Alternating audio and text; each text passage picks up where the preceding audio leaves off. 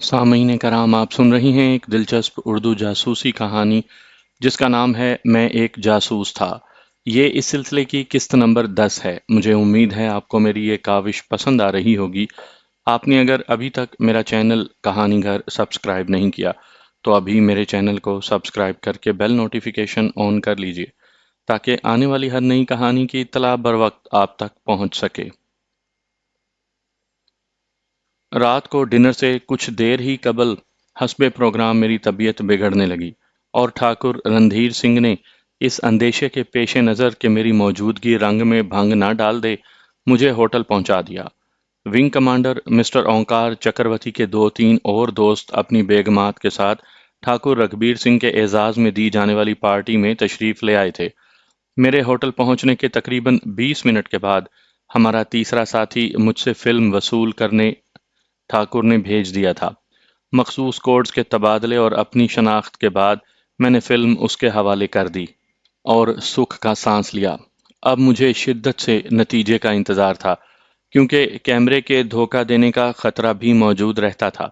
ٹھاکر کی واپسی 11 بجے کے قریب ہوئی۔ اس کے آنے کے چند منٹ کے بعد فون کی گھنٹی بجی۔ میں نے بے چینی سے فون اٹھایا۔ دوسری طرف سے ہمارے ساتھی نے اوکے کہہ کر فون بند کر دیا تھا۔ میری محنت رنگ لائی تھی۔ ٹھاکر نے گرم جوشی سے مجھے گلے لگا لیا۔ ہم دونوں کی حالت قریباً ایک جیسی تھی۔ صبح اس نے مجھے بڑی گرم جوشی سے رخصت کیا۔ مینا چکرورتی اور ٹھاکر دونوں ہی مجھے ہوائی اڈے پر رخصت کرنے آئے تھے۔ میں سارے راستے مس چکرورتی کی مہمان نوازی سے محرومیت کا رونا روتا آیا تھا، جبکہ وہ خود ٹھاکر کے بہترین دوست کو مس کرنے پر مجھ سے زیادہ متاسف تھی۔ لدھیانہ کے بجائے میں نے گھر جانا بہتر سمجھا اور ہوائی اڈے سے سیدھا رائے کوٹ آ گیا، جہاں پونم بے چینی سے میری منتظر تھی۔ کہاں غائب ہو گئے تھے شریمان جی؟ اس نے کمرے میں داخل ہوتے ہی بڑے شکایت آمیز لہجے میں پوچھا۔ تم سے بچ کر کہاں جا سکتا ہوں؟ میں نے اس کی جھیل جیسی آنکھوں کی گہرائیوں میں ڈوبتے ہوئے جواب دیا اور پونم کے گالوں پر حیا کی سرخی ناچ گئی۔ وہ دوپٹے کے پلو کو انگلی سے مروڑتی میری طرف دیکھے بغیر واپس بھاگ گئی۔ بستر پر گرتے ہی میں نیند کی آغوش میں سما گیا۔ میری آنکھ قدموں کی دھڑ دھڑ کی آواز سے کھلی تھی۔ یوں لگتا تھا جیسے فوج کا پورا برگیڈ اندر گھس آیا ہو۔ میرا ذہن فوراً کل کے واقعات کی طرف پلٹا۔ یہاں ایسی کوئی مشتبہ چیز موجود تو نہیں تھی جو میری شناخت کروا سکے۔ نیچے صحن سے چیخ و پکار کی آوازیں بھی آنے لگی تھی۔ میں نے بستر سے اٹھنے میں چند ہی سیکنڈ لگائے تھے اور ابھی بمشکل کھڑکی تک ہی پہنچا تھا کہ دروازہ ٹوٹ کر اندر گرا۔ دوسرے ہی لمحے کسی نے مجھے گریبان سے پکڑ کر باہر کی طرف کھینچا۔ میں نے نظر اٹھا کر دیکھا، وہ پولیس کا کوئی تھانے دار تھا۔ کمرے میں 3 4 آدمی اس کے ساتھ ہی گھس آئے تھے۔ مجھے سیڑھیوں سے دھکیلتے ہوئے وہ صحن میں لے آئے جہاں گھر کے تمام مکینوں کے گرد پولیس کے جوان رائفلیں تانے کھڑے تھے۔ نیند میری آنکھوں سے یوں اڑی جیسے کبھی سویا ہی نہ تھا۔ یہی حال گھر کے دوسرے لوگوں کا تھا۔ ان کے چہروں پر بھی ہوائیاں اڑ رہی تھیں۔ خوف اور دہشت کے مارے ان کے منہ سے کوئی بات بھی ٹھیک سے نہیں نکل پاتی تھی۔ ہاں، ایک بابو جی ایسے ضرور تھے جو بالکل پرسکون نظر آ رہے تھے۔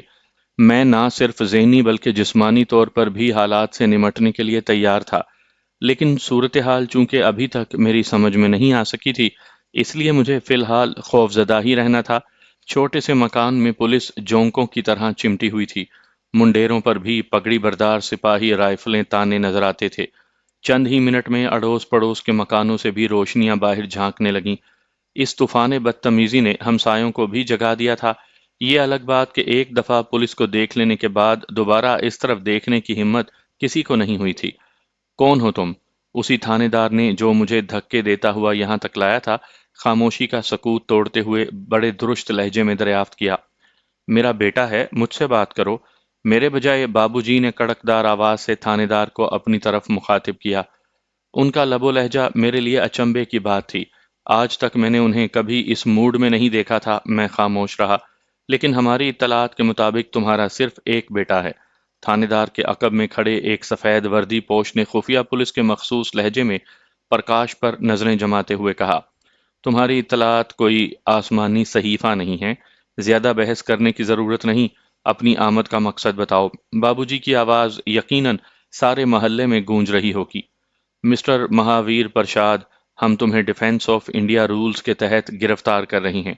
اسی تھانے دار نے بحث سے بچنے یا کسی مصلحت کے پیش نظر بابو جی سے کہا، تم بہت بزدل ہو، مجھ جیسے بوڑھے آدمی کو پکڑنے کے لیے اتنے ہنگامے کی کیا ضرورت تھی؟ بابو جی کے طنز نے تھانے دار کو کاٹ کر رکھ دیا۔ مسٹر پرشاد، آپ ہمارے بجائے یہ بحث کورٹ میں کیجیے گا۔ اس نے یہ فکرہ مسکراتے ہوئے شاید ماحول کی تلخی کو کم کرنے کے لیے کہا تھا۔ اس سے پہلے کہ بابو جی کوئی اور بات کرتے، اس نے وارنٹ گرفتاری نکال کر انہیں دکھا دیا۔ ٹھیک ہے، لیکن اس بدتمیزی کے لیے تمہیں جواب دہی کرنا پڑے گی، انہوں نے پولیس کے سپاہیوں کی طرف اشارہ کرتے ہوئے کہا۔ پولیس کی اس طرح آمد نے ماحول خاصا خوفناک بنا دیا تھا۔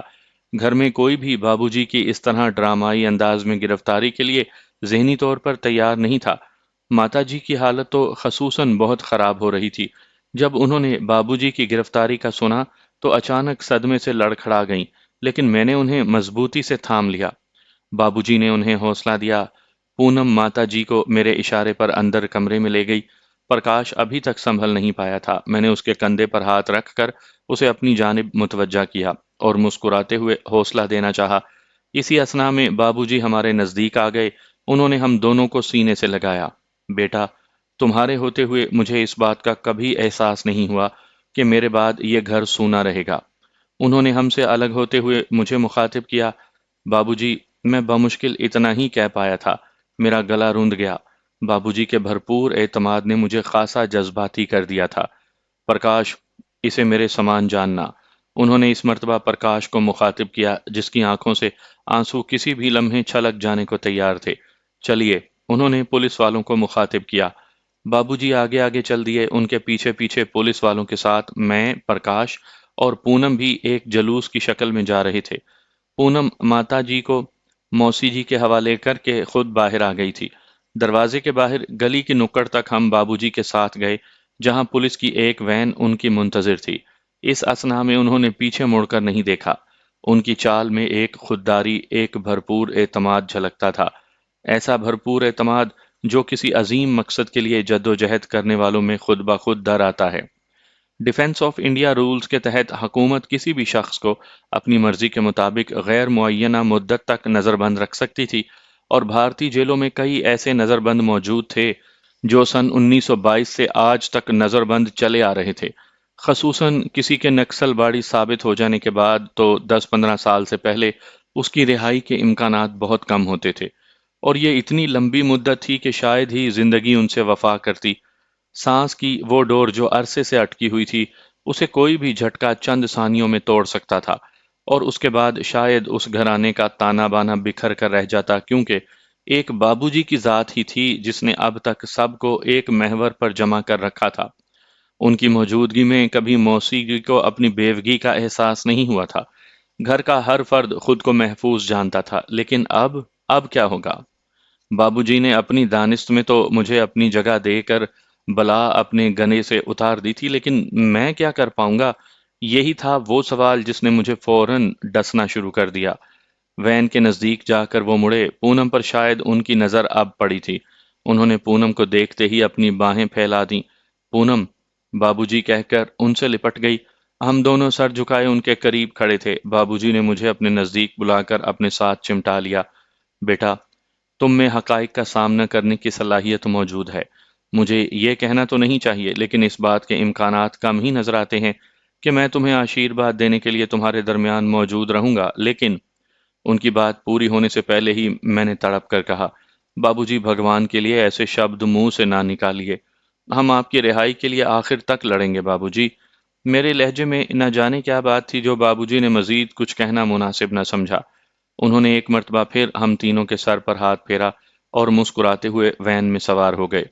مجھے علم تھا کہ پولیس والے بھی یہ نہیں جانتے کہ انہیں کہاں لے جایا جائے گا، اس لیے ان سے کچھ پوچھنا مناسب نہ سمجھا۔ ہم پزمردہ واپس آ گئے۔ ماتا جی مجھ سے لپٹ کر پھوٹ پھوٹ کر رونے لگیں۔ بمشکل میں نے انہیں دلاسا دے کر چپ کروایا۔ صبح تک ہم سب نچلے کمرے میں بیٹھے رہے۔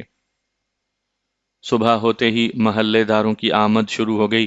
بابو جی کے تعلقات عموماً محلے داروں سے خوشگوار ہی رہا کرتے تھے۔ تقریباً سبھی محلے دار ان کی گرفتاری پر اظہار افسوس کر رہے تھے اور ان کی رہائی کے لیے کوشاں نظر آتے تھے۔ میں نے گھر کی فضا کو مزید سوگوار رکھنا مناسب نہ سمجھا اور پرکاش اور پونم کی مدد سے لوگوں کا شکریہ ادا کر کے واپس بھیج دیا۔ ناشتہ سب نے بڑی بے دلی سے زہر مار کیا اور تھوڑی دیر بعد ہی میں اور پرکاش پولیس اسٹیشن کی طرف روانہ ہو گئے۔ خوش قسمتی سے ابھی تک بابو جی تھانے میں موجود تھے۔ تھانے دار نے کمال مہربانی سے کام لیتے ہوئے ہمیں اجازت دے دی کہ ہم بابو جی کو ناشتہ کروا دیں۔ پرکاش کو میں نے ناشتہ لینے بھیج دیا اور خود حوالات کی سلاخوں کے نزدیک بیٹھ کر بابو جی سے باتیں کرنے لگا۔ وہ بالکل نارمل دکھائی دے رہے تھے۔ پرکاش کے جاتے ہی وہ اچانک خاموش ہو گئے، یوں دکھائی دیتا تھا جیسے وہ کسی گہری سوچ میں گم ہو۔ میں حیرانگی سے ان کے منہ کی طرف دیکھ رہا تھا کیونکہ وہ اچانک بولتے بولتے کہیں کھو گئے تھے۔ پھر سوچ کے گہرے ساگر سے ابھرتے ہوئے چند سیکنڈ کے بعد ہی انہوں نے اپنے چاروں اطراف کا جائزہ لیا۔ تمام تھانے کے ملازمین اپنے اپنے کام میں مصروف تھے، کوئی ہماری طرف متوجہ نہیں تھا۔ صرف تھانے میں اپنے کام سے آنے والے لوگ کبھی کبھی حوالات کے قریب سے گزرتے ہوئے ایک نظر ہماری طرف دیکھ لیا کرتے۔ پرکاش بیٹا، ذرا نزدیک ہو جاؤ، بابو جی کی آہستہ اور پرسکون آواز سنائی دی۔ میں سلاخوں کے بالکل نزدیک ہمتن گوش ہو کر بیٹھ گیا۔ بیٹا، وہ راز جو آج تک میں نے تمہاری ماتا کو نہیں بتایا تھا، آج تمہیں بتانے لگا ہوں۔ مجھے یہ تو علم نہیں کہ مجھے تم پر اتنا اندھا وشواس کیوں ہے، لیکن میری سیاسی تربیت اس بات کی ہرگز اجازت نہیں دیتی کہ میں کسی پر اس حد تک اعتماد کروں۔ بیٹا، وقت بہت کم ہے اور باتیں بہت زیادہ، میں مختصر بات کروں گا۔ یہاں سب کی نظروں میں میں ایک کمیونسٹ پارٹی کا ورکر ہوں۔ حقیقت میں میرا تعلق نکسل باڑیوں میں سے ہے، اور پولیس آپ کو امریک سنگھ والے معاملے میں شاید پکڑ کر لائی ہے۔ مجھے بھی وقت کی کمی کا احساس تھا اور اس سے مناسب موقع بھی کبھی میسر نہ آتا۔ تمہیں یہ کیسے معلوم؟ بابو جی حیرت سے میری طرف دیکھتے رہ گئے۔ بابو جی क्षमा کر دیجئے، میں نے اس روز آپ کی خفیہ میٹنگ سن لی تھی اور جالندھر میں امریک سنگھ کے ہاتھوں پولیس کپتان کی موت کا نظارہ بھی کیا تھا۔ میں نہ کہتا تھا کہ ضرور تم میں کوئی ایسی چیز ہے جو مجھے تم پر… انہوں نے میری طرف اس مرتبہ تحسین اور حیرت بھری ملی جلی نظروں سے دیکھا۔ بابو جی، کاش میں آپ کو بتا سکتا کہ میں کتنا بے قرار ہوں۔ نکسلا بیڈ سے ملنے کے لیے میں آپ کا مشن جاری رکھنا چاہتا ہوں بابو جی، میرے اعتماد بھرے لہجے نے ان کے چہرے پر خوشی کی لہر دوڑا دی۔ بوڑھا کامریڈ چند لمحوں کے لیے پھر کہیں کھو گیا۔ اس مرتبہ جب وہ جاگا تو میرے سامنے بابو جی کے بجائے نکسل باڑی بیٹھا تھا۔ پرکاش بیٹے، میرا مقصد اتنا عظیم ہے کہ اس کے سامنے بڑی سے بڑی قربانی بھی ہیچ نظر آتی ہے۔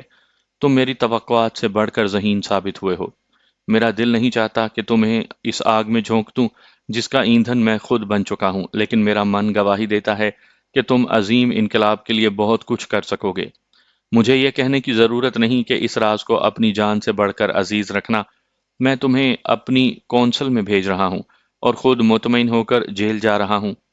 مجھے فخر ہے کہ میں نے سنگٹھن کو بہادر کامریڈ مہیا کر کے اپنا خلا پورا ہی نہیں کیا، بلکہ تحریک کی بہت بڑی خدمت کی ہے۔ ایک فون نمبر انہوں نے مجھے زبانی یاد کرنے کے لیے کہا، جہاں ایک مخصوص شخص کے بولنے پر ایک مخصوص کوڈ ورڈ دہرانے کے بعد مجھے اگلی ہدایات ملنی تھی۔ بات مکمل کرنے کے بعد بابو جی نے سلاخوں میں سے دونوں ہاتھ باہر نکال کر میرا ہاتھ مضبوطی سے دباتے ہوئے کہا، پونم کے ساتھ یہ شاید بہت بڑی زیادتی ہوگی، لیکن میری بیٹی مجھے क्षमा کر دے گی۔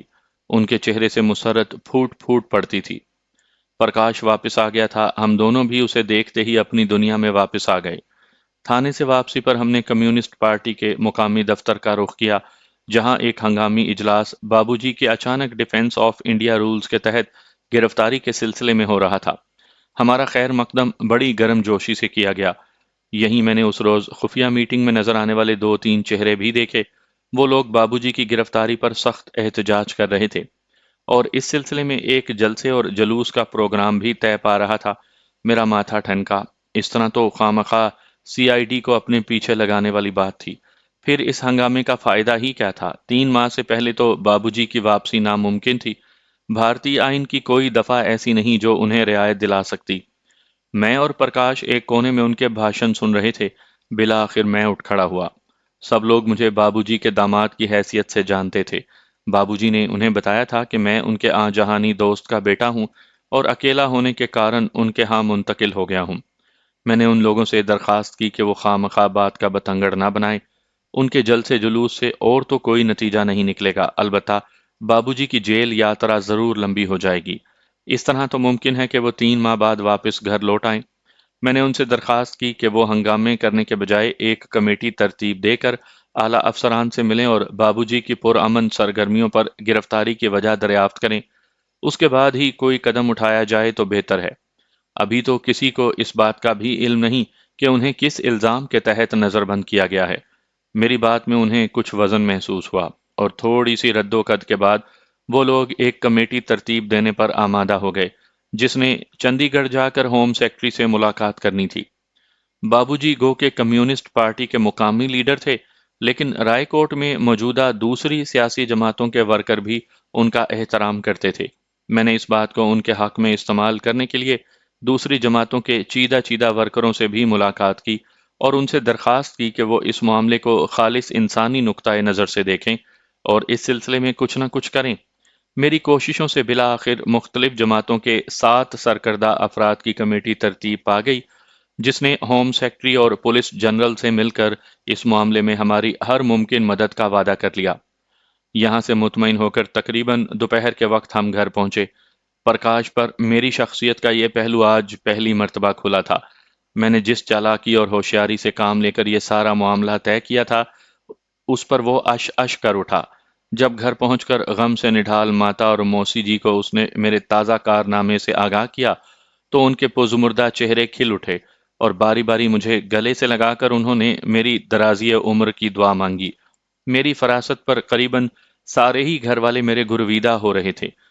सालिग्राम को न जाने कैसे बाबूजी की गिरफ्तारी की इत्तला मिली थी, वो भी 3-4 घंटे की छुट्टी लेकर आ गया था। जब प्रकाश ने उसे सुबह से अब तक की रुदाद बढ़ा चढ़ा कर बयान की, तो वो भी हैरान रह गया। तन्हाई मयसर आते ही वो मुझसे गोया हुआ, भैया, मैं आपको इतना भी नहीं जानता जितना बाबूजी जानते हैं। जब मुझे माताजी से पूनम और आपकी निस्बत का इल्म हुआ तो मैं खामोश रहा कि एक अजनबी के हाथ अपनी बहन का हाथ दे देना कुछ अजीब सा लगता है। लेकिन अब मुझे एहसास होने लगा है कि बुजुर्गों के फैसले कभी गलत नहीं होते। आप हमारे लिए जो कुछ कर रहे हैं, उसका बदला इस जन्म में तो शायद हम में से कोई ना दे पाए। छोड़ो यार, तुम किस चक्कर में पड़ गए, अपनी नौकरी की सुनाओ। मैंने उसकी तकरीर को दरमियान से उचक लिया और उसे अपने मतलब की तरफ ले आया। उसके बाद तकरीबन 10-15 मिनट की गुफ्तगू के दौरान सालग्राम ने मुझे हवाई अड्डे पर होने वाली एक एक बात से आगाह कर दिया। वो मेरे बगैर पूछे ही मुझे सब कुछ बताता रहा और मैं बज़ाहिर लापरवाही का मुजाहरा करते हुए उसकी मामूली से मामूली बात को भी ज़हन नशीन करता चला गया। दरअसल हंगामी हालात की वजह से अफवाज की नकलो हरकत इतनी तेजी से हो रही थी और इतनी मुख्तलिफ तब्दीलियां इतनी जल्दी में अमल आ रही थी कि आज की इत्तला 2-3 रोज पुरानी दिखाई पड़ती थी। मेरे लिए अपने टारगेट से मुसलसल इन टच रहना ज़रूरी था। यही वजह थी कि मैं भी ताज़ा तरीन मालूमात की जुस्तजू में रहता था, जिनका एक बेहतरीन जरिया कारपोर सालग्राम और फ्लाइट लेफ्टिनेंट राजकुमार थे। बहुत सी ऐसी बातें जिन्हें जानने के लिए जासूस को सर धड़ की बाजी लगाना पड़ती थी और जिन्हें दूसरे एजेंट जान जोखों के बाद जान पाते थे, वो मुझे बोनस में मिल जाती थी। मुमकिन है किसी हद तक इस बात में मेरी तरबियत और चालाकी को भी दखल हो, लेकिन अल्लाह ताला की खसूसी रहमत के बगैर ये सब कुछ कैसे मुमकिन हो सकता था। ऐसे मौके पर मेरा दिल बेइख्तियार जज्बा तशक्कुर से भर जाता और मेरा ईमान उस पर और पुख्ता होने लगता कि अल्लाह ताला अपने रास्ते पर चलने वालों को कभी फरामोश नहीं करते। निप्टू को बाबूजी से कुछ ज्यादा ही उन्स था। वो बेचारा खासा परेशान हो रहा था। मैंने उसे भी बहलाया और वादा लिया कि वो कल से जरूर स्कूल जाएगा। माता और मौसी जी अब काफी मुतमईन हो गई थी, इसीलिए उन्होंने हमारे साथ खाना खाया। सालग्राम की छुट्टी का वक्त खत्म हो रहा था। वो मुझसे गर्मजोशी से बगलगीर होकर चला गया। मैंने उससे दरखास्त की थी कि ऐसे खतरनाक हालात में से ज्यादा कौम को उसकी जरूरत है। वो खामखा परेशान ना हो, मैं खुद उससे वक्तन फवक्तन मिलता रहूंगा। जवाब में वो कौम को बड़ी नस्तालीक किस्म की गाली से नवाज कर मुस्कुराता हुआ बस में सवार हो गया, जो उसे हवाई अड्डे तक ले जा रही थी। शाम तक घर वाले करीबन नॉर्मल हो चुके थे। प्रकाश भी मेरे कहने पर लुधियाना चला गया। मैं रायकोट ही रह गया क्योंकि मुझे रिहाई कमेटी के साथ अगले रोज चंडीगढ़ जाना था। पूनम को मैंने इस असना में सब कुछ समझा दिया था और उससे वचन ले लिया था कि वो ना तो खुद परेशान नजर आएगी और ना ही माता और मौसी जी और निप्टू को गमगीन होने देगी। رات تک میں نے گھر کی نفسیاتی فضا اتنی بدل دی تھی کہ وہ لوگ بابوجی کی گرفتاری کو معمول کے واقعات کا ہی ایک حصہ سمجھنے لگے تھے۔ رات کافی دیر گئے تک پونم میرے کمرے میں موجود رہی۔ ہم دونوں سب کچھ بھول کر مستقبل کے سنہرے خوابوں کے تانے بانے بنتے رہے۔ پونم ان خاکوں میں ایسے ایسے حسین رنگ بھرتی تھی کہ ایک دفعہ تو سب کچھ بھول کر ان پر یقین کرنے کو جی چاہنے لگتا تھا، لیکن حقائق کی تلخیاں مجھے ہر دفعہ ایسے حسین مواقع پر اپنی دنیا میں واپس لے آتیں، اور مجھے یہ سب کچھ کسی اور ہی عالم کا حصہ دکھائی دینے لگتا۔ پونم، اس کے قرب کی مہک، مستقبل کے سنہرے سپنے، سب کچھ راکھ کی طرح یوں اڑ جاتے جیسے ان کا کوئی وجود ہی نہ تھا۔ میں حقائق کی دنیا میں لوٹ آتا جہاں میرے پیارے ملک کی لاکھوں سہاگنیں پونم کا روپ دھار کر مجھے پوچھنے لگتیں کہ میں نے انہیں بھلا تو نہیں دیا۔ جاسوس اپنے ملک کی آنکھیں ہوتا ہے، اور جن کی سرحدوں کی نگہباں آنکھیں جاگتی ہوں، اس کے مکینوں کو ہی سکھ کی نیند سونے کا حق حاصل ہوتا ہے۔ میں ان کے اس سوال کا جواب اپنے ضمیر سے مانگتا تو ایک طمانینت اور قلبی اطمینان کی کیفیت مجھ پر چھا جاتی۔ میرا ضمیر مطمئن تھا، میں نے انہیں کبھی فراموش نہیں کیا تھا۔ میرے دیس کے باسی تو میرے وجود کا حصہ بن گئے تھے، اور اپنے ایمان کی حد تک میں ان کی حفاظت کرتا تھا۔ میرے جیتے جی ان پر آنچ آ جائے، اس بات کا تصور ہی میرے لیے اندوناک تھا۔ اگلے روز میں اور محلے کے دوسرے 6 سرکردہ افراد چندی گڑھ روانہ ہو گئے، جہاں دوسرے روز بمشکل ہمیں ہوم سیکٹری سے ملاقات کا موقع ملا۔ کافی دیر تک سر کھپانے کے بعد اس نے ہم سے وعدہ کیا کہ اگر بابوجی کے خلاف ایک زیر تفتیش اطلاع جو اس نے ہمیں بتانے سے انکار کر دیا تھا صحیح ثابت نہ ہوئی تو انہیں 3 ماہ کے بعد رہا کر دیا جائے گا، لیکن 3 ماہ سے پہلے ان کی رہائی ناممکن ہے۔ وہ زیر تفتیش اطلاع کیا تھی مجھے اس کا علم پہلے ہی تھا، لیکن کمیٹی کے دوسرے ارکان نے بالآخر سینٹرل انٹیلیجنس بیورو سے رابطہ قائم کر کے اس کا پتہ لگوایا۔ سی آئی بی کے مطابق بابوجی کا تعلق انتہا پسند نکسل باڑیوں سے ہے، لیکن اطمینان بخش بات یہ تھی کہ ان کے خلاف ابھی تک کوئی بات پایا ثبوت کو نہیں پہنچ سکی تھی۔ ان کے نکسلائیڈ ہونے کی وجہ سے وہیں کمیٹی کے ارکان 2 گروہوں میں بٹ گئے۔ ایک نے ان کی حمایت سے بالکل انکار کر دیا تھا، لیکن جب میں نے انہیں اس بات کا یقین دلایا کہ کسی انٹیلیجنس کے ٹاؤٹ نے محض اپنے نمبر بنانے کے لیے بابوجی کے خلاف جھوٹی اطلاع دے دی ہے، جو تفتیش کے بعد بھی کبھی سچی ثابت نہیں ہوگی، تو ان کا غصہ ٹھنڈا ہوا۔ 2 روز کے بعد ہم رائے کوٹ واپس آ گئے، اور میں نے گھر والوں کو یقین دلا دیا کہ بابوجی 3 ماہ کے بعد رہا ہو جائیں گے۔ انہیں لدھیانہ جیل میں رکھنے کی ہماری درخواست ہوم سیکرٹری نے منظور کر لی تھی، اور ہفتے میں 2 مرتبہ ملاقات کی اجازت بھی مل گئی تھی، جو کہ ہماری بہت بڑی کامیابی تھی۔ پہلی مرتبہ مجھے بھارتی اعلیٰ انتظامیہ کو قریب سے دیکھنے کا موقع ملا، اور مجھے حیرانگی اس بات کی تھی کہ آخر یہ نظام چل رہا ہے تو کیسے؟ انتظامیہ کا کوئی اہلکار ایسا نہیں تھا جس کے متعلق ایماندار ہونے کی شہادت دی جا سکے۔ حتیٰ کہ انٹیلیجنس والوں نے محض 200 روپے لے کر انتہائی خفیہ فائل کی نقل ہمیں فراہم کر دی تھی۔ تھوڑی تنخواہیں، بے تحاشا بڑھتی ہوئی مہنگائی اور بے روزگاری نے بھارتی عوام کا اخلاقی دیوالیہ نکال رکھا تھا۔ ان کا ایمان صرف اور صرف پیسہ تھا، چاہے وہ کسی بھی طرح حاصل ہو۔ یہاں سے مطمئن ہو کر اب میں لدھیانہ جا رہا تھا، جہاں مجھے بابوجی کے دوستوں سے رابطہ قائم کرنا تھا۔ میری صلاحیتوں کا امتحان اصل میں اب ہونے والا تھا۔ وہ اس طرح کہ میں نکسل باڑیوں کو اپنے مقاصد کے لیے استعمال کرتا ہوں، یا وہ میرے ذریعے اپنا الو سیدھا کرتے ہیں۔ لدھیانہ میں اور پونم اکٹھے ہی پہنچے تھے۔ وہ تو کالج چلی گئی، جبکہ میں اپنے مشن پر۔ ایک پبلک ٹیلی فون بوتھ سے میں نے بابوجی والا نمبر دھڑکتے دل سے گھمایا۔ دوسری طرف سے فون اٹھانے والے نے ہیلو کہا، اور میں نے اسے وہ نام بتا دیا جو بابوجی نے مجھے بتایا تھا۔ چند لمحے توقف کرنے کے بعد دوسری طرف سے مجھے ہولڈ کرنے کے لیے کہا گیا۔ پھر ایک دوسری آواز فون پر سنائی دی۔ دریافت کرنے پر میں نے وہاں بھی وہی نام دہرایا۔ اس مرتبہ جواب صحیح موصول ہوا، اور ہم نے اپنے کوڈ الفاظ کا تبادلہ کر لیا۔ فون موصول کرنے والے نے وہ جگہ دریافت کی جہاں سے میں بول رہا تھا، اور مجھے اس کے قریب ہی ایک ہوٹل میں بیٹھنے کو کہا۔ آنے والے نے اپنی ایک مخصوص نشانی بھی بتا دی تھی۔ قریباً 20 منٹ کے بعد ایک سکھ نوجوان کو میں نے ہوٹل میں داخل ہوتے دیکھا۔ اس نے رک کر ایک نظر ہال میں بیٹھے لوگوں پر ڈالی اور سیدھا میری میز کی طرف گیا۔ نشانی کے مطابق ایک سرخ پھول اس نے نیلے رنگ کے کوٹ میں ٹانک رکھا تھا، اور سر پر پیلے رنگ کی پگڑی باندھی ہوئی تھی۔ ست سری اکال، میں نے اسے مخاطب کیا۔ جواب میں اس نے بھی فتح بلائی اور دونوں ایک دوسرے کے آمنے سامنے بیٹھ گئے۔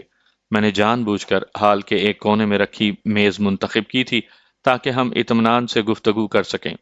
آنے والا گو کہ سکھ تھا، لیکن اس کے ساتھ چند منٹ گفتگو کرنے کے بعد مجھے اس کے سکھ ہونے پر شک گزرنے لگا۔ وہ میری توقعات سے بڑھ کر ذہین ثابت ہوا تھا۔ بہت نپی تلی گفتگو کر رہا تھا اور خاصا سلجھا ہوا لگتا تھا۔ نوارد نے اپنا نام منوہر سنگھ بتایا تھا۔ اس نے قریباً 1 گھنٹہ تک میرا انٹرویو لیا۔ میرا ماضی، حال اور مستقبل کے ارادے، تعلیم، تجربہ، مطالعہ، محبتیں، نفرتیں، کون سا ایسا موضوع تھا جس پر ہم نے بحث نہیں کی تھی؟ بعض دفعہ تو مجھے اس کے سوالات سے الجھن ہونے لگتی تھی، لیکن جس تنظیم سے میرا واسطہ پڑنے والا تھا، اس میں شمولیت کے بھی بہرحال کچھ تقاضے تھے جنہیں پورا کرنا ضروری تھا۔ قریباً آدھ گھنٹے بعد جب ہم الگ ہوئے تو اس نے بڑی گرم جوشی سے میرا ہاتھ دباتے ہوئے مجھے کامریڈ کہہ کر الوداع کیا تھا، جس کا مطلب یہ تھا کہ وہ مجھ سے مطمئن ہو کر جا رہا ہے۔ میں نے اسے یہ اطلاع دے دی تھی کہ مجھے پستول اور رائفل چلانا آتا ہے۔ اس نے رخصت ہوتے وقت کہا تھا کہ اگلے چند روز میں وہ لوگ خود مجھ سے رابطہ قائم کریں گے۔ یہاں سے فراغت پا کر میں پرکاش کے پاس آ گیا، جہاں سدرشنا بابو جی کی گرفتاری کا افسوس کرنے آئی ہوئی تھی۔ دوپہر کے بعد پونم بھی آ گئی کیونکہ ہم نے اکٹھے ہی واپس رائے کوٹ جانے کا پروگرام بنایا تھا۔ سوامی دیانند کے مستوب ہوتے ہی مقامی اخبارات کو اپنا غبار نکالنے کا موقع مل گیا۔ اس سے پہلے تو کسی کو اس کے خلاف لکھنے کی جرأت نہیں ہوتی تھی، لیکن اب تمام اخبارات دل کھول کر اس کے خلاف زہر اگل رہے تھے۔ 5 سال پہلے ہونے والے پراسرار قتل بھی اس کے کھاتے میں ڈال دیے گئے، لیکن اتنی ساکھ بہرحال اس کی قائم تھی کہ ابھی تک پولیس نے اسے گرفتار نہیں کیا تھا۔ سوامی جی کی سرگرمیاں اب آشرم تک محدود ہو کر رہ گئی تھیں، اور وہ کھلے درشن دیدار کم ہی دیا کرتے تھے۔ وہ سرد جنگ کے عروج کا زمانہ تھا۔ مشرقی پاکستان میں ہندو کی دیرینہ سازشیں رنگ لائی تھیں، اور مشرقی پاکستان کے معصوم بنگالی ہندو چلتر بازیوں کا شکار ہو کر بھارتی سرحدوں کا رخ کر رہے تھے۔ ایکتا اور احسنا کا لبادہ اوڑھ کر خون آشام بھیڑیوں نے ان کے ذہنوں پر نقب لگائی، اور باہمی محبت اور اعتماد کو جس کی بنیاد پر اتحاد کی یہ عمارت تعمیر ہوئی تھی، اس میں دراڑیں پڑنے لگیں۔ جب ایک دوسرے پر اعتماد کی مضبوط بنیادیں ہلیں تو محبت کے ایوانوں میں جیسے زلزلہ طاری ہو گیا۔ تب اپنوں نے یوں آنکھیں پھیری جیسے وہ کبھی شناسا ہی نہ تھے، جیسے انہوں نے کبھی ایک دوسرے کو چاہا نہ تھا۔ فلک نے ایسا نظارہ کب دیکھا تھا؟ درد مندوں کے کلیجے پھٹنے لگے، چاہتوں نے رسوائیوں کا روپ دھار لیا۔ اچکے جو چودھری بن بیٹھے تھے انہوں نے محبتوں میں کیڑے نکالنے شروع کر دیے۔ نقب زنوں نے اس طور سے سیدھے سادے ماجھیوں کو ورگلایا کہ الامان الحفیظ، ان کے جھوٹ سے ایک عالم نے پناہ مانگی، لیکن وہ مکمل ڈھٹائی کے ساتھ جھوٹ کے محاذ پر سرگرم عمل رہے۔ بھارتی حکمرانوں نے اپنی تمام تر توانائیاں فرسودہ پروپوگنڈے کے لیے وقف کر دی تھیں۔ ستم تو یہ تھا کہ لٹیرے ہی راہبری کے بھی ٹھیکیدار بن گئے تھے۔ یہ صورتحال ایسی تھی کہ سچائی پہ سختہ طاری ہو گیا۔ حقیقت حال سے باخبر تھے ہی کتنے، اور جو تھے ان کی بساط ہی کیا تھی۔ دشمن نے ایسا مکروہ جال پھیلایا تھا کہ وہ بیچارے اپنی صفائیوں میں ہی الجھے رہے، اور زمانہ قیامت کی چال چل گیا۔ مہا سبھائی لٹیرے مکتی باہنی کے روپ میں مشرقی پاکستان کی مقدس خاک کو پامال کرنے لگے۔ وہ جہاں جہاں گئے دلوں میں زہر گھولتے گئے۔ انہوں نے جھوٹ کو مکر و فریب کے ایسے ایسے خوبصورت لبادے پہنا کر سچ کے روپ میں پیش کیا کہ عالمی رائے عامہ بھی گمراہ ہونے لگی۔ بھارتی سفارتی سرگرمیاں رنگ لائیں اور ہمارے سفارتکار منہ ہی دیکھتے رہ گئے۔ اندرون ملک عوام کو پاکستان دشمنی پر آمادہ کرنے کے لیے مہا سبھائی ذہنیت پر اپنی تمام تر صلاحیتیں بروئے کار لا رہی تھی، اور ہمارے ملک میں جب مختلف نوعیت کے فکری محاذ جانے کن کن عزموں میں انسانیت کی بقا کا راز بتانے میں مصروف تھے۔ عین انہی دنوں بھارت میں مہا سبھائی گنڈوں نے اکھنڈتا اور بھارت ورش کی ایسی آگ لگائی کہ کرانتی دل وجود میں آ گیا، جس کے رضاکار اپنا تن من دھن پاکستان کے خلاف تہج دینے کا وچن دے کر کرانتی دل میں آتے تھے۔ وہ اس معاہدے پر اپنے خون سے دستخط کرتے تھے۔ بھارتی مسخرہ جوئے مکرجی دن رات کی شوٹنگ کے بعد صرف 1 ماہ میں جوئے بنگلہ دیش نامی فلم بنا کر لے آیا تھا۔ اس فلم نے وہ کام کیا جو بھارت کے سارے ذرائع ابلاغ مل کر بھی کبھی نہ کر پاتے۔ جہاں جہاں یہ فلم ریلیز ہوئی، عوام کے دلوں میں پاکستان کے خلاف نفرت کی آگ لگاتی گئی۔ جوئے مکرجی، جو چانکیا کا صحیح معنوں میں چیلا اور منوجی سمرتی کا پجاری ہے، اس نے تو اس کی فلم کی تمام آمدنی شرنارتھیوں کے لیے دینے کا اعلان کر دیا۔ ساری بھارتی فلم انڈسٹری نے پاکستان دشمنی کا محاذ سنبھال لیا۔ جگہ جگہ سٹیج شو منعقد کیے گئے اور عوام کو ورگلا کر ان کے دلوں میں پاکستان کے خلاف نفرت کا بیج بو دیا گیا۔ یہ اس لیے بھی ضروری تھا کہ بھارتی عوام کے 1965 کے بعد جنگ سے متعلق جو جذبات تھے وہ بھارتی سرکار سے پوشیدہ نہیں تھے۔ وہ اس طرح کی حرکتیں کر کے جہاں ایک طرف عوام کی ہمدردیاں حاصل کر رہے تھے، وہیں مظلوموں کی امداد کے لیے انہیں کمر بستہ کر کے ان کا مورال بھی بلند کرنے میں کوشاں تھے۔ جنتا نے شرنارتھیوں کے لیے مخصوص فنڈز میں جتنا روپیہ دیا، سرکار نے وہ مکتی باہنی اور مہا سبھائی گنڈوں میں بانٹ کر ان کو تربیت دی اور مشرقی پاکستان میں دھکیل دیا۔ اندرون ملک اور بیرون ملک تو بھارتی پراپوگنڈا یہ زہر گھول رہا تھا، جبکہ پاکستان کے خلاف ان کی ثقافتی یلغار میں کوئی کمی نہیں آئی تھی، اور مسلمانوں کے نام رکھنے والے ہندو ذہنیت کے شاعر اور ادیب آکاش وانی اور آل انڈیا ریڈیو سے بڑے خوبصورت ڈھنگ سے بیٹھا میٹھا زہر اگل رہے تھے، اور ان تمام حربوں کے جواب میں ہمارے ذرائع ابلاغ کو سختہ ہو گیا تھا۔ سیاسی زوما بندر بانٹ میں لگے ہوئے تھے اور حکومتی ایوانوں میں جوتیوں میں دال بٹ رہی تھی۔ برسوں سے اس سنہری موقع کے منتظر گندم نما جو فروش قبروں سے اٹھ کر سیاسی میدانوں کا رخ کر رہے تھے۔ ان کی سیاست کاریوں نے وہ گل کھلائے کہ ایک نظریے پر اعتماد رکھنے والے، ایک تھالی میں کھانے والے اور ایک نظام حیات کے پیروکار ایک دوسرے کے خون کے پیاسے ہو گئے۔ پونم اور سدرشنا اپنے کالج کی طرف سے شرناتھیوں کے لیے دان اکٹھا کر رہی تھی۔ مجھے بھی بادل نخواستہ ان کی ضد پر ان کے ساتھ خصوصی ٹکٹوں پر جوئے بنگلہ دیش دیکھنے جانا پڑا۔ اس بیہودہ فلم کو دیکھنا میری زندگی کا شاید تلخ ترین تجربہ تھا۔ 1.5-2 گھنٹے کا وقت جس اذیت ناک کرب کے عالم میں کٹا، وہ کچھ میں ہی جانتا ہوں۔ سنیما ہال میں فلم کے دوران کرش پاکستان کے نعرے مسلسل گونجتے رہے، اور میں خون کے گھونٹ پیے صبر و شکر سے بیٹھا رہا، اپنے کھولتے ہوئے دل و دماغ پر قابو پاتے ہوئے۔ جس اعصابی کھچاؤ سے میں دوچار ہوا، اس کا بیان لفظوں میں ممکن ہی نہیں۔ جب ہم فلم دیکھ کر باہر نکلے تو میرے تن بدن میں آگ لگی تھی۔ فلم سے ہم سیدھے لاری اڈے گئے، جہاں سے میں اور پونم رائے کوٹ چلے گئے، اور سارے راستے میں اس کی باتوں کا صرف ہوں ہاں میں ہی جواب دیتا رہا۔ پونم بھی حیران تھی کہ مجھے آخر ہو کیا گیا ہے، خواہ آپ کا موڈ بھی خراب کیا۔ اس نے بس سے اترتے ہوئے کہا۔ ارے کس بات سے؟ میں نے حیرانگی سے پوچھا۔ فلم دکھا کر۔ او کاش تم میرے موڈ کو جان سکتی۔ پونم تمہارے ساتھ صرف بیٹھ کر صرف تمہیں دیکھتے رہنے کو جی چاہتا ہے۔ اچھا اچھا بس کیجئے، اس نے میری بات کو مسکراتے ہوئے کاٹ دیا۔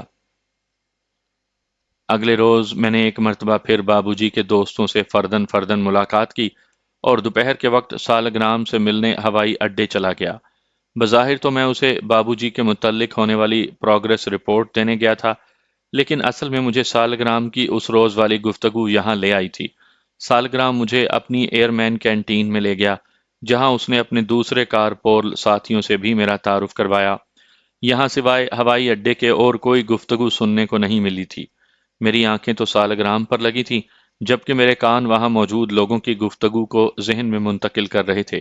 ایک دو باتیں تو چونکا دینے والی تھی، خصوصاً جب مجھے ایک خاص جگہ ہونے والی ڈیولپمنٹ کا علم ہوا تو میں چونک پڑا۔ اس سے متعلق آگاہی حاصل کرنے کا سوائے اس کے اور کوئی طریقہ نہیں تھا کہ وہاں خود جایا جائے، لیکن حالات کا مطالعہ کرنے کے بعد بظاہر داخلے کی کوئی صورت ممکن نظر نہیں آتی تھی۔ جیسے ہی میری فراہم کردہ اطلاعات محفوظ ہاتھوں تک پہنچی، فوراً وہاں داخلے کا حکم ملا، لیکن اکیلے آدمی کے لیے یہ چونکہ ناممکن تھا، اس لیے اس مرتبہ پھر میرے ساتھ جسونت کو بھیجا گیا۔ ہماری ملاقات اس مرتبہ جگراؤں کے ایک 3rd کلاس ہوٹل میں ہوئی تھی، جہاں وہ پچھلے 2-3 روز سے ایک مشن کے سلسلے میں سرگرم عمل تھا۔ اتفاق سے جسونت میرے ارد گرد ہی کام کر رہا تھا، اور وہ پروجیکٹ جس کے متعلق مجھے اطلاعات حاصل ہوئی تھیں جسونت کا ہی ٹارگٹ تھا، لیکن اپنی بہترین صلاحیتوں کے باوجود اسے ابھی تک کوئی اہم اطلاعات موصول نہیں ہوئی تھی۔ اس نے یہاں ایک ایسا کارنامہ سر انجام دے رکھا تھا جسے میں ہمیشہ کی طرح سنتے ہی اش اش کر اٹھا۔ जसवंत ने उस टारगेट से मुतल्लिक एक नाइक और एक सिपाही को अपने जाल में फंसा रखा था। ये दोनों एक जगह जुआ खेलते हुए जसवंत की नजरों में आ गए थे, और ऐसे लोगों का वो पहले ही से मतलाशी था। पहले नाइक उसके हत्थे चढ़ा। किसी न किसी तरह जसवंत ने उस ठिकाने तक रसाई भी हासिल कर ली थी, जहां उसकी इतलात के मुताबिक छोटे रैंक के फौजी अपनी रम की बोतलें, जो उन्हें खासे कम नरखों में यूनिट से मिल जाती थीं, ज्यादा कीमत देकर फरोख्त किया करते थे। ये अलग बात कि इस तरह हासिल होने वाली आमदन को वो उसी डेरे पर जुए की भेंट चढ़ा दिया करते थे। ये डेरा असल में शराब का एक ठेका था, जो बाकायदा इजाजतनामे के तहत कायम हुआ था। ऐसे ठेके पंजाब के देहातों और शहरों में कदम कदम पर नजर आते हैं, जहां सरकारी एहतमाम से शराब खाना खराब उड़ाई जाती है, और उसकी हदूद, जो अमूमन चाय के एक स्टॉल जितनी भी नहीं होती, के अंदर गुल गपाड़ा मचाने की खुली छुट्टी है। ज्यादा तादाद ऐसे ठेकों की है जहां शराब से मुतल्लिका दूसरे लवाजमात का भी बंदोबस्त मौजूद होता है, ताकि यहां आने वालों को किसी किस्म की तिश्नगी का एहसास बाकी ना रहे। शराब के इन ठेकों पर बज़ाहिर तो वही शराब की बोतलें सजी दिखाई देती हैं, जो भारतीय लेबॉर्ट्रियों की तैयार करदा होती हैं, लेकिन अंदर खाने ज्यादातर घटिया किस्म की और देहाती इलाकों में गैर कानूनी तौर पर निकाली गई शराब ही बिकती है। यही वजह है कि आए रोज भारत के अखबारात में जहरीली शराब पीने से वाक़या होने वाली किसी न किसी मृत्यु यानी मौत का जिक्र पढ़ने को मिल जाता है। जसवंत किसी ऐसे ठेके को कैसे नजरअंदाज कर सकता था जहां उसके टारगेट से मुतल्लिका लोगों का आना जाना रहा हो। यहाँ उसकी जहां दीदा नजरों ने नाइक इंदर मोहन को ताड़ा था, जो रम की बोतल फरोख्त करने से हासिल शुदा आमदनी को जुए की नजर करके अब ललचाई हुई नजरों से दूसरों के भरे हुए गिलास देख रहा था। ऐसे मौके पर फौजी लोग वर्दी पहनकर आने से तो रहे, लेकिन जासूस की तरबियत में पहला मरहला उसे अपने पेशे से मुतल्लिक अफराद की जान पहचान से मुतल्लिक होता है।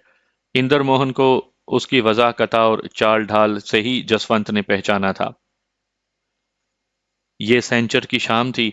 अगले रोज चूंकि इंदर मोहन को छुट्टी थी, इसलिए वो जसवंत के साथ जिगराओं से बाहर एक वीरान सी जगह पर, जहां किसी महाशय ने तेजी से बढ़ती हुई जिनसिख्या के पेश नजर मुस्तकबिल के लिए सरमायाकारी करते हुए 10-15 क्वार्टर बना डाले थे, चला आया था। नाइक इंदर मोहन खुद भी कहाँ आया था, ये तो उस बोतल का कमाल था जिसे जसवंत ने बगल में दबा रखा था। रात इंदर मोहन ने जसवंत के साथ ही गुजारी, और सुबह तक वो पक्के यार बन चुके थे, क्योंकि जसवंत भी इत्तफाक से इंदर मोहन की तरह बहार का ही रहने वाला था, और यह भी इत्तफाक ही था कि दोनों की गोत भी एक ही थी। काफी दूर जाकर उनके बुजुर्गों का सिलसिला भी आपस में मिल जाता था। जसवंत ने उसे बताया था कि वो मजदूरी के साथ साथ थोड़ा बहुत धंधा भी कर लेता है, यानी कभी कभी देहातों से शराब वगैरह लाकर यहाँ फरोख्त कर देता है, इसलिए तो वो इतने ठाठ से जिंदगी गुजार रहा है। नाइक इंदर मोहन सारी रात शराब पीता रहा और अपनी नौकरी पर लानत भेजता रहा। चूंकि वो दोनों हमजाद थे और एक ही सूबे के एक ही जिले से ताल्लुक रखते थे, इसलिए जाते समय उसकी जेब में जसवंत ने जबरदस्ती 100 रुपए भी डाल दिए थे, जो अगले ही रोज इंदर मोहन ने जुए की नजर कर दिए थे। नाइक इंदर मोहन अपने एक जिलेवाल साथी के भी, जो उसकी यूनिट का सिपाही था, जसवंत के पास ले आया। अब तीनों मिलकर रंगरलियां मनाते थे। जब मेरी मुलाकात उसने नाइक इंदर मोहन और सिपाही नेक राम से करवाई, तो दोनों उसके करीबन 2000 रुपए के मकरूज थे, और उसके सामने उसके जर खरीद गुलाम नजर आते थे। मेरा भाई है रिश्ते का। ससुरों को पंजाब में न जाने क्या दिखाई देवे है, जो सब इधर ही भागे चले आ रहे हैं, उसने दोनों से मेरा तारुफ करवाते हुए कहा। दोनों चेले, जो शराब के नशे में डगमगा रहे थे, मुझे जसवंत का भाई जानकर मेरे पांवों में बिछे जा रहे थे। बमुश्किल मैंने उन्हें खुद से अलग किया, वरना वो तो मुझ पर कुर्बान होने को तुले नजर आते थे। बड़े सुधाए हुए हैं, मैंने अपनी मखसूस जबान में जसवंत से हंसते हुए कहा। दया है भगवान की, उसने हाथ बांधते हुए इनकसारी से झुककर कहा। मुझे गैर मानूस जबान बोलता देखकर दोनों गधों ने नशे की तरंग में मुझे औतार समझ लिया और मेरे सामने माथा रगड़ने लगे। हंसते हंसते मैं बेहाल हुआ जाता था। बमुश्किल समझा बुझाकर जसवंत उन्हें असली हालत में वापस लाया। वो कमबख्त तो कभी ना उठते, लेकिन जसवंत ने उनसे कह दिया था कि ईश्वर गुस्से हो जाएंगे। गुरुजी, आज ही क्यों ना किस्मत आजमाई करें। मैंने जसवंत को राय पेश की। उसने एक नज़र मेरी तरफ देखा, फिर किसी सोच में गुम हो गया। تھوڑی دیر کے بعد اوکے کے مختصر سے الفاظ اس کے ہونٹوں پر تھرکے۔ ہم دونوں ان گدوں کو وہیں چھوڑ کر کوارٹر سے باہر آ گئے تھے، جہاں دور دور تک کسی شے کا نام و نشان نہیں دکھائی دیتا تھا۔ البتہ کبھی کبھی سڑک پر سے کوئی لاری ضرور گزر جاتی تھی۔ نائک اندر موہن کی کوارٹر گارڈ ڈیوٹی تھی۔ اسے سزا یافتہ فوجیوں کے سیلوں پر پہرا دینا ہوتا تھا اور رات کو 8 بجے اس کی ڈیوٹی شروع ہونی تھی۔ اس دوران میں اور جسونت نے دونوں کی مدد سے اس بٹالین ہیڈ کوارٹر کا اپنے ذہن کی مدد سے نقشہ تیار کر لیا تھا۔ اندازاً اسے معلوم تھا کہ سزا یافتہ فوجیوں کے سیل کس طرف ہوں گے، سوائے اس کے کہ جسونت کو آج رات کے پاس ورڈ کا علم تھا اور ہم نے انڈین فوج کی وردیاں ترزیب تن کر لی تھیں اور کوئی زیادہ راہ ہمارے پاس نہیں تھا۔ یہ آگ میں جان بوجھ کر چھلانگ لگانے والی بات تھی، لیکن اس کے سوا چارہ ہی کیا تھا؟ اپنی جان سے ہولی کھیلنے کی اجازت کسی جاسوس کو نہیں دی جاتی، لیکن ہمارا تعلق کسی لا مذہبی ملک سے نہیں۔ یہی وجہ تھی کہ ہم نے بے سر و سامانی کے عالم میں بھی اللہ کی خصوصی مدد سے وہ کام کر دکھائے تھے جو شاید دنیا کی بڑی بڑی جاسوسی ایجنسیوں کے ایجنٹ جدید ترین آلات جاسوسی سے لیس ہو کر بھی انجام نہ دے پائیں۔